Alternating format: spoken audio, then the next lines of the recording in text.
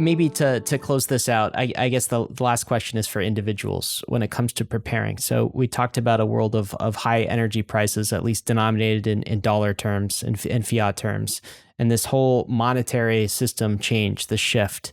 How do investors prepare for this? Does this, everything that you said, it's effectively tells me that the old, 60-40 equity to bonds, like stocks to bond type ratio, that is like deader than dead. At least for, like investors of our generation, this generation. What is that true? What do we replace the 60-40 with? What do we need to know? How do we allocate these storms and navigate this as investors? Look, if I wanted to keep it really simple, I think 60-40 is dead. The 40% that's in bonds, I would keep 10% of the 40% or a quarter of it, maybe even half of it if you're conservative, in T-bills at 5%. I've got a lot of T-bills. I'm happy to clip a 5.25% coupon and roll a paper. I see no interest in owning long-term government bonds. That makes zero sense to me. And then I would take the remainder, if 10 or 20% is in T-bills, I would take the other 20 to 30% and I would put it in gold and Bitcoin. And then I would go to the beach. That's it. That's not hard. Not hard. I mean, like I said, it's people say, "Oh, it's gonna be so bad." Again, what's normal for the spider is chaos for the fly. And you keep the stocks. You think equities are gonna perform okay in this environment? I think they'll be fine. Like I think low leverage and low consumer loans, right? Like I wouldn't go taking out a huge mortgage to buy a house unless you're really cash flowing it and it's in some sort of luxury area or something like that. Like, don't go out and borrow a bunch of money to buy consumer goods, because the odds that this is bumpy are very high, right? Like this, it's going to be fine on high volatility. How does high volatility doesn't matter unless you're levered. For the average investor, it's irrelevant unless you're levered. Perfect example. I've used it before. If you look back, Dan Oliver at Mermercain Capital is a great chart showing the price of gold overall and then month over month in Weimar, Germany. So this is one of the great hyperinflations of all time. You should be easy. Borrow a bunch of money, buy gold and German Reichsmarks, and get rich. Except if you were levered, you lost all your money 4 or 5 times in 3 years. Because it was so volatile. Because the volatility is so volatile. So it really is. I think equities will be fine. I personally prefer stuff that will invest in and benefit from the reshoring and reindustrialization, rebuilding of U.S. defense industrial base. I have a big personal investment in electrical infrastructure manufacturing. It's a private equity investment.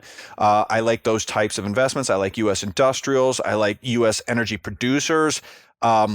Industrials more broadly. But I think equities will be fine generally because, again, the bubble's in long-term government debt. That's where the bubble is. Everyone wants to believe the bubble is where the last bubbles have been, and it's not. The bubble is in long-term government debt. That's still a variant perception. That's starting to change, but that's still a very variant perception, in my opinion. I think that go to the beach part is essential too, because what that implies is you're just kind of buying and holding and just like relaxing. You're forgetting it. You're not trading all that volatility. You're not like sweating those details and going on margin, right? That's people think they can trade this, and why bother? What's happened? It's not even. Yeah, I mean, why bother? But even if you were inclined to, okay, good luck. But like, what's your analog for what's happening? Peak cheap oil, first global sovereign debt bubble in 100 years, a quadrillion in derivatives, the geopolitical situation, global monetary system change, sovereign bond bubble, Western sovereign bond bubble, the reserve asset of the last 50 years is a bubble. The volatility is going to be face peeling. It has been face peeling. It's going to continue to be face peeling. And so, and highly political, no less, right? So like, look, if you're Nancy Pelosi and you want to buy calls on NVIDIA, great. But if you're not Nancy Pelosi's kid, for the average investor, most people listening are not.